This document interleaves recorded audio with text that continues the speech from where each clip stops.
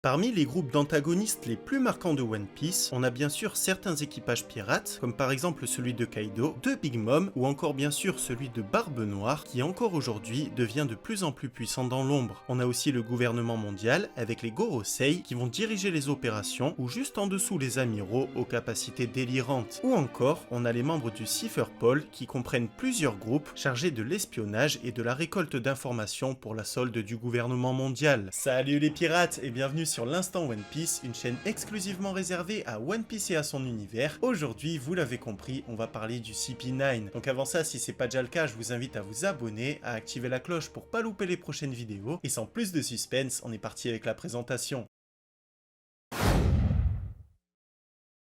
Le CP9, aussi appelé Cipher Pol, est une ancienne organisation secrète au service du gouvernement mondial. Contrairement aux 8 autres sections qui sont spécialisées dans la recherche d'informations, le CP9 est maître dans l'art de l'espionnage, de l'infiltration et de l'assassinat. Leurs membres sont recrutés dès l'enfance sur Guanao et ils vont être entraînés à la fois physiquement et mentalement afin de devenir des tueurs impitoyables. Pendant leur entraînement, ils vont devoir se former à la maîtrise des 6 pouvoirs, un ensemble de techniques de combat hors du commun qui va transformer le corps en une véritable arme. Ainsi, un seul membre du CP9 va valoir 10 soldats ordinaires, et comme la majeure partie du CP9 a mangé des fruits du démon, ils vont être encore plus puissants. Comme le CP9 n'est pas répertorié officiellement, en général, il va avoir carte blanche pour ses opérations, et va avoir le droit notamment de tuer n'importe qui s'oppose au gouvernement mondial, ou encore de faire appel à un Buster Call. À la base, leur QG était à Enies Lobby, où ils gardaient les portes de la justice, jusqu'au jour où Luffy et son équipage sont arrivés et qu'ils ont foutu un énorme carnage. On commence avec Nero, la loutre de mer, le dernier membre du CP9 qui a été recruté. Bien qu'il soit très faible, Nero va souvent se vanter d'être un vrai génie du combat qui maîtrise 4 des 6 pouvoirs avec le pas de lune, l'incision, le pliage et le pied ouragan. Pour autant, ce qu'il ne dit pas, c'est que les autres membres maîtrisent les 6 pouvoirs et qu'il est le seul à n'en maîtriser que 4. De ce fait, il lui manque la maîtrise du métallium et de l'index gun, une faiblesse qu'en général il va compenser en utilisant des pistolets. Ensuite, on a Khalifa qui a fait sa première apparition à Water 7 en tant que secrétaire d'Iceberg. Plus tard, on a appris qu'avec les autres, elle menait un double jeu afin de pouvoir s'emparer des plans de Pluton, et à Enies Lobby et à Water 7, elle a fait partie des antagonistes principaux. Par la suite, après leur défaite contre les Mugiwara, elle et les autres membres du CP9 ont dû fuir Enies Lobby, puis plus tard, elle est finalement devenue membre du CP0 avec Rob Lucci et Spandam. Khalifa a un niveau de puissance de 630 d'Uriki, ce qui fait d'elle l'agent le moins fort à l'exception de Spandam. Pour autant, après l'ellipse, elle a quand même pu progresser puisqu'elle est devenue membre du CP0 et concernant ses armes, elle va utiliser un fouet pour attaquer ses adversaires. En plus de ça, après l'ellipse, elle va maîtriser le haki de l'armement et le haki de l'observation et parmi les 6 pouvoirs, elle va être une experte de l'index gun. On sait aussi que Khalifa a mangé le Awa Awa no Mi, un fruit du démon de type Paramecia qui va lui permettre de produire des bulles de savon qui vont nettoyer ses ennemis, leur retirer leur force et les faire ressembler à des poupées. Avec ses pouvoirs, elle va aussi être capable de se créer des boucliers en bulles de savon, des bulles qui vont être assez résistantes pour résister aux éclairs de Nami. On continue avec Fukuro, alias Fukuro le Silencieux, qui contrairement à son pseudonyme va souvent trop en dire. En effet, comme il est incapable de mentir et de tenir sa langue, il a fait foirer toute une mission où le CP9 était chargé d'assassiner des membres de l'armée révolutionnaire, tout ça parce qu'il n'a pas pu s'empêcher de parler du complot qu'il manigançait avec les autres. Du coup, ces assassinats, qui à la base devaient être discrets, se sont transformés en véritable boucherie et il y a eu énormément de morts. Et d'ailleurs, c'est peut-être pour ça que Fukuro a une fermeture éclair autour de la bouche, même si apparemment il a cette fermeture depuis qu'il est enfant. Selon ses dires, Fukuro est un expert de la technique Soru, même si en général, pendant les combats, il va préférer utiliser l'index gun. Après l'ellipse, il est lui aussi devenu capable d'utiliser le haki de l'armement et le haki de l'observation, et même avant ça, il était quand même assez puissant, étant donné qu'il a réussi à endommager le corps de Franky, qui était un robot. Concernant sa force de combat, elle est estimée à 800 d'Uriki, et déjà par le passé, il a été capable d'endommager le corps de Franky. On continue avec Kumadori, alias Kumadori le Lion, un des plus faibles agents du CP9, mais qui va réussir à se démarquer par ses capacités exceptionnelles. En effet, même si son Duriki est seulement estimé à 810, il va avoir la capacité de donner vie à sa chevelure qui va pouvoir attaquer et attraper ses adversaires. Pour ce faire, il va utiliser une des techniques les plus puissantes du CP9, la Resurrection. Et d'ailleurs, avec Rob Lucci, jusqu'à présent, c'est les seuls membres du CP9 qui sont capables de l'utiliser. Concernant ses armes, Kumadori va utiliser un bâton connu sous le nom de Kakara qu'il va utiliser en parallèle de son Rokushiki. Grâce à ça, Kumadori va pouvoir enflammer son bâton, briser la roche ou encore envoyer des boules de feu. On poursuit avec Blueno qui était infiltré en tant que barman à Water 7. Comme Roblucci, Blueno est devenu membre du CP0 et il possède une force de 820 d'Uriki, ce qui correspond à 82 hommes armés. En plus de ça, parmi son utilisation des 6 pouvoirs, celui qu'il va maîtriser le mieux est le Metallium, qui va être le plus résistant de tous les membres du CP9 et il va même avoir le surnom de Metallium Diamant. En plus de ça, Blueno a mangé le Doa Doa no Mi, un paramecia qui lui permet de créer des portes, que ce soit sur ses adversaires, sur les murs ou encore dans l'air. Son pouvoir lui permet aussi d'atteindre une autre dimension dont lui seul va avoir l'accès, ce qui fait à mon avis de ce fruit du démon un des plus puissants au monde, étant donné qu'il va pouvoir observer ses adversaires sans être vu, apparaître par surprise pour les attaquer, ou encore se reposer quand il se fait malmener.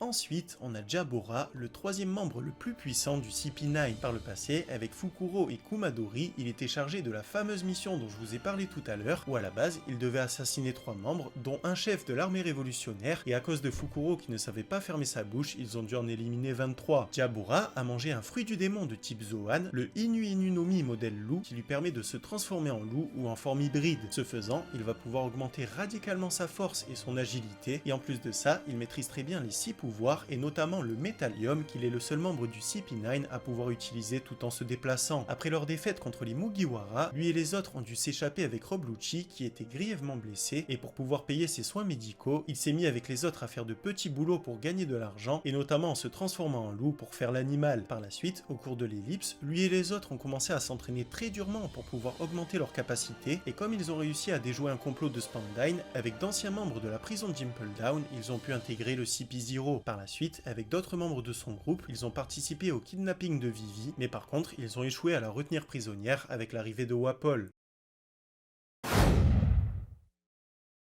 Ensuite, on a Kaku, ou Eli de son prénom, qui lui aussi est un ancien membre du CP9 qui a fini par devenir agent du CP0. À la base, il nous a été introduit comme un des 5 contremaîtres de Water 7, et c'est notamment lui qui a dit aux Mugiwara que le Vogue-Mary ne pouvait plus naviguer. Concernant ses capacités, Kaku est un expert du pas de la lune, un des 6 pouvoirs qui lui permet de se déplacer très rapidement d'un point A à un point B. En plus de ça, en combat, il va être très à l'aise avec le pied ouragan, et c'est le meilleur bretteur de tout le CP9. Concernant ses armes, il va utiliser 2 Shirasaya, c'est-à-dire 2 katanas sans monture, qui vont ressembler à des cannes épées, et il va les utiliser avec un style de combat à 4 sabres, un dans chaque main et un dans chaque pied. Grâce à ça, il va pouvoir générer des pieds ouragans qui vont donner énormément de difficultés à Zoro, qui va devoir claquer la Shura pour pouvoir le vaincre. Alors d'ailleurs, récemment, j'ai déjà fait une vidéo complète sur Zoro, si tu veux la voir, je te la mettrai dans le bouton i. On sait aussi que Kaku a mangé le Ushi Ushi no Mi, ou en français le fruit du bovin version girafe, qui va lui permettre de se transformer en girafe ou en version hybride. Grâce à ça, il va pouvoir combiner son long cou avec son pied ouragan afin de pouvoir envoyer de puissantes ondes de choc sur ses adversaires, et malgré sa transformation, il va conserver une très bonne agilité. En plus de ça, après l'ellipse et après s'être énormément entraîné, il a pu éveiller son fruit du démon, devenant encore plus puissant. Et pour l'anecdote, là où Fukuro se transformait en loup pour pouvoir gagner de l'argent, pendant l'ellipse, Kaku s'est transformé en girafe afin de servir de toboggan aux enfants. On continue avec un membre que j'étais obligé de mentionner, bien que ce ne soit ni un combattant ni un être humain, Hattori, le pigeon de Roblucci. À la base, à Water 7, Roblucci n'ouvrait jamais la bouche et c'était ce pigeon qui parlait pour lui. Et bien qu'on sache pas trop les origines de ce pigeon, on sait que Roblucci l'a depuis très longtemps et qu'il lui est extrêmement loyal, puisque même en cas de danger, il va rester auprès de lui. Alors par contre, pendant les combats, il va être complètement inutile et en général, quand une bataille va se déclencher, il va s'envoler pour pouvoir se protéger. Et d'ailleurs, pour un pigeon, il est incroyablement intelligent puisqu'il va pouvoir parler, comprendre le langage humain, bouger ses ailes comme si c'était des bras humains ou encore de boire dans une tasse.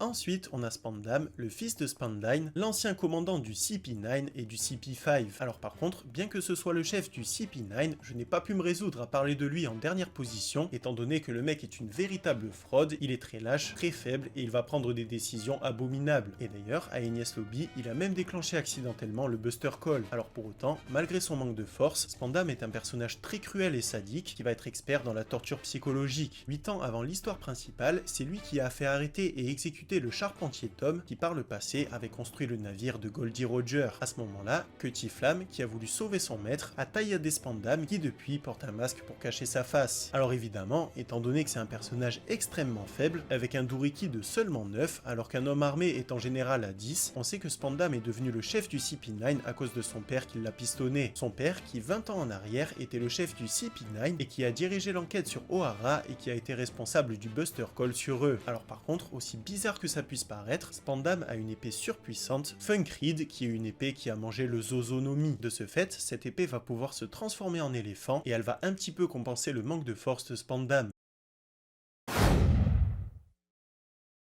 Et on termine évidemment avec Rob Lucci, surnommé l'arme de massacre du CP9. 13 ans avant l'histoire principale, Rob Lucci, qui était un enfant, a reçu sa toute première mission au sein du CP9. En effet, un groupe de pirates avait pris en otage 500 soldats et avait obligé le roi à leur céder le trône. Par la suite, alors que le royaume allait se rendre, le gouvernement mondial a envoyé seulement Rob Lucci pour pouvoir s'en occuper. C'est alors que Lucci, encore très jeune, a massacré tous les otages avant d'exterminer les pirates jusqu'au dernier. C'est d'ailleurs pendant cette mission qu'il a eu sa cicatrice dans son dos qui a été faite en encaissant 5 boulets de canon. Par la suite, au sein du CP9, il a reçu la mission de récupérer les plans de Pluton. Plus tard, il a intégré le CP0 et cette fois en tant que chef de Spandam. Et pour cause, en tant qu'agent le plus puissant de tous les CP9, Rob Lucci est considéré par bon nombre de soldats comme une légende vivante et on l'a vu à de multiples reprises pendant ses combats contre Luffy. Et d'ailleurs, même les vice-amiraux ne vont pas oser se mêler de ces combats et bien au contraire, ils ne vont pas hésiter à détruire les bâtiments où il se trouve en disant que de toute façon il va survivre. Non sans plus de sa force, Rob Lucci est un personnage très intelligent qui par exemple a tout de suite compris que le Gear 2 était une technique qui mettait en danger le corps. Concernant sa force, elle est estimée à 4000 Doriki, c'est-à-dire la force de 400 soldats ordinaires, et il maîtrise à la perfection toutes les techniques des 6 pouvoirs. Et d'ailleurs, il maîtrise même l'art ultime des 6 pouvoirs, appelé le tir des 6 pouvoirs, une vague d'énergie surpuissante qui pourrait s'apparenter à une charge de Haki. Concernant son fruit du démon, il a mangé le Neko Nekonomi modèle léopard qui lui permet de se changer en léopard ou en forme hybride. À partir de là, toutes ses capacités vont être boostées au maximum, comme par exemple son index gun qu'il va pouvoir envoyer à distance comme une balle de fusil, ou encore son pied ouragan qui va lui permettre de découper un bâtiment de guerre. Rob Lucci maîtrise aussi la technique de la Resurrection qui lui permet de diminuer sa masse musculaire afin d'augmenter sa vitesse, même si en contrepartie il va perdre un petit peu de force, et après l'ellipse, il a appris à maîtriser un haki de l'armement surpuissant qu'on l'a vu récemment utiliser à Egghead contre Luffy. Donc voilà pour cette vidéo, j'espère qu'elle vous a plu. Si c'est le cas et que vous voulez me soutenir comme d'hab, pensez à la liker et à vous abonner. Dites-moi en commentaire quel est votre personnage préféré du CP9 et si vous voulez que je fasse une vidéo sur le CP0. Et de mon côté, je vous dis à très vite pour de nouvelles aventures.